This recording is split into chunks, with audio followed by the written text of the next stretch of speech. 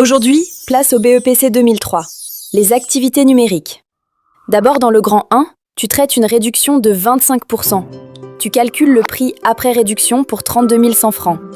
Après, fais l'inverse. Retrouve le prix avant réduction, si on te dit 3 000 après réduction.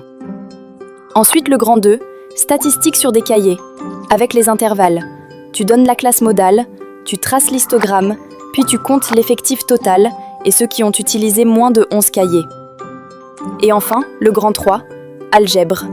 Tu factorises x au carré moins 169, puis tu simplifies a sur b et tu choisis la bonne réponse. Si tu veux l'épreuve complète, écris-nous au numéro en bas de l'écran. Voici la partie géométrie du BEPC 2003. D'abord, grand 1, deux figures. BC est parallèle à DE. Du coup, tu appliques le théorème de Thalès pour calculer x dans le cas 1 puis dans le cas 2. Ensuite, grand 2, une pyramide SABC. La base est un triangle rectangle isocèle en A avec AB égale AC égale 4 et la hauteur SA vaut 5. Donc, tu trouves le volume avec 1/3 fois R de la base fois hauteur. Enfin, grand 3, dans un repère, place les points A, B et C puis construis l'image du triangle ABC par la translation de vecteur A vers B. Et si tu veux avoir l'épreuve complète, écris au numéro qui s'affiche juste en bas de l'écran. Enfin, l'épreuve de maths BEPC 2003, le problème. D'abord, on compare deux formules de transport. Formule 1. Chaque aller-retour coûte 2 500 francs. Formule 2.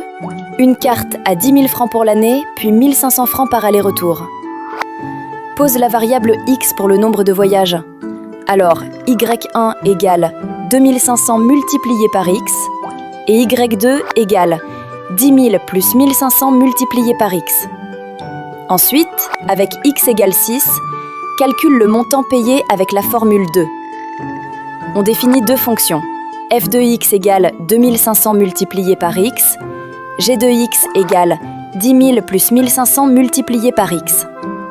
Calcule f de 0, g de 0, f de 4 et g de 6. Trace f et g sur le même repère. Résous l'égalité f de x égale g de x, puis l'inéquation f de x strictement inférieure à g de x. Tu veux l'épreuve complète ? Écris au numéro en bas de l'écran.